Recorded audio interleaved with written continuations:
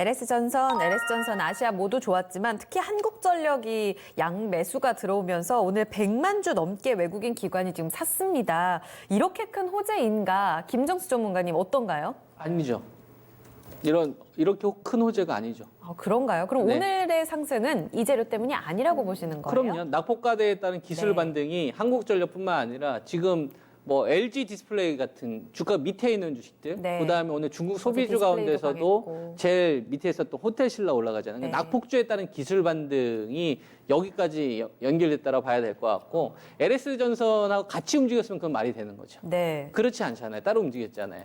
그러니까 한국전력에 따른 이 반등은 우리가 어떻게 해석을 해야 되냐면 이 머니들이 선택을 하는 거예요. 주도주들에 대한 좀 차익 실현이 나왔을 때, 낙폭주들에 대한 매수세가 나왔었을 때 이 인덱스를 맞출 수 있는 추종하는 자금들이 뭐가 있을까 보면 거기 이제 후보로 요게 되는 거고 그 시점에 뭐 투자 심리를 좀 개선시키는 데 있어서 그 뉴스가 나왔다. 이 정도로 보면 될 것 같고요. 저게 이제 초전도 송전이라는 게 쉽게 말해가지고 이제 멀리까지 최대한 이제 효율을 좀 높인 상태에서 네. 전달이 된 거기 때문에 분명히 이익 개선으로는 연결이 되겠지만 그건 너무나 장기적인 프로젝트고요. 그게 바로 이 기업의 어떤 흥망성쇠를 결정할 수 있는 이런 건 아니다 이거죠. 삼성전자가 신기술을 많이 내놓잖아요. 그렇죠. 그게 당장 상용화되지는 않잖아요.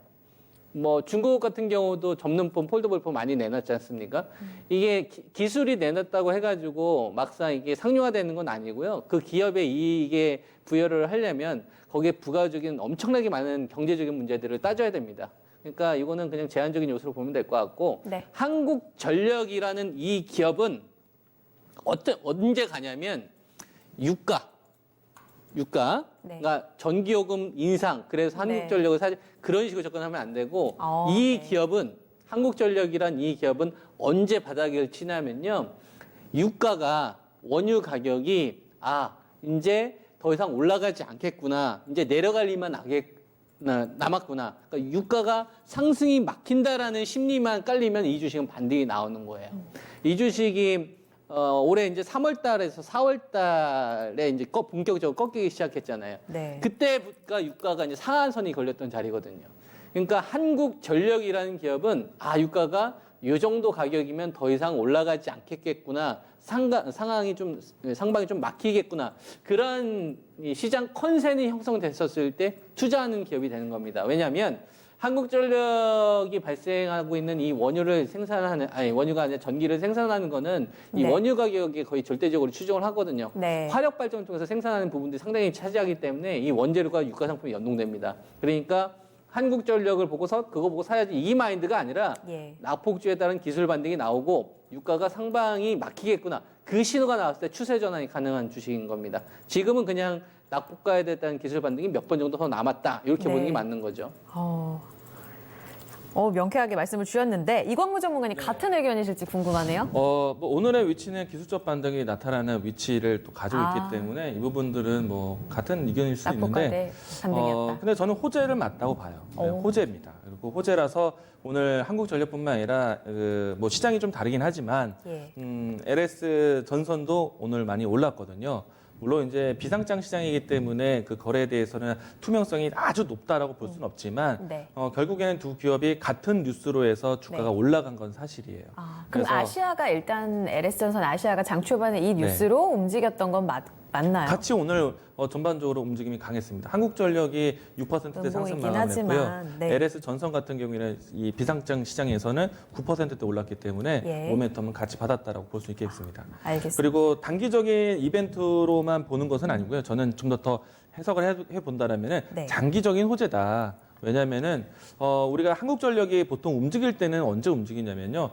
기존에 있었던 산업이 그대로 유지가 되면서 이 공공요금 그러니까 이 전기세 인상에 대한 부분들이 있으면은 기업에 대한 마진이 좀 더 높아지겠죠. 똑같은 전력을 생산해도 그래서 이런 이제 요금 인상에 대한 공공요금 인상이 있을 때 주가가 좀 움직이고요. 뭐 또 다른 전체적인 시장을 봤을 때는 시장 경기가 너무 힘들 때. 그러니까 방어적인 종목으로 해서 움직임이 나오기도 합니다. 그런데 한국전력은요, 기본적으로 이 전력을 공급하기 위한 송전을 선취하거나 구축하거나 새롭게 교체하거나 이 부분으로 해서 수익을 창출하는 기업인데 생각을 해보면은 우리가 이 배선을 연결하던거나 아니면 케이블을 깔 때 대대적인 공사를 하게 되기 때문에 사실 그런 것들을 새로 하진 않아요. 한 몇 년 동안 혹은 10년, 20년 만에 이제 교체를 하게 되는데 최근에 이제 지지난해인가요?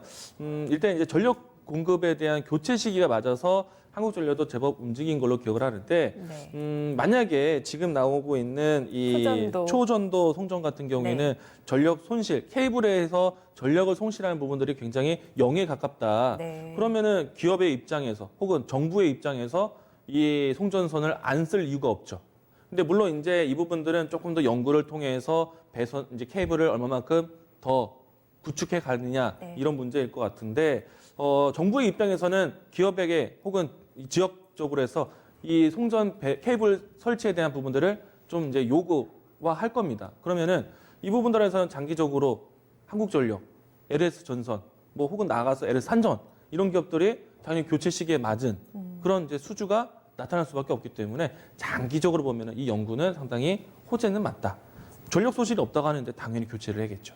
그래서 우선은 이런 뉴스가 워낙에 잘 움직이지 않은 종목에 뉴스로 왔기 때문에 오늘 단기적인 자리에서 기술적 반등과 함께 나타냈다고 볼 수 있는데 장기적으로 보면은 머지않아 이 부분들이 현실화된다면은 장기적인 호재가 될 수 있는 가능성이 크다라고 보시면 좋을 것 같습니다. 알겠습니다.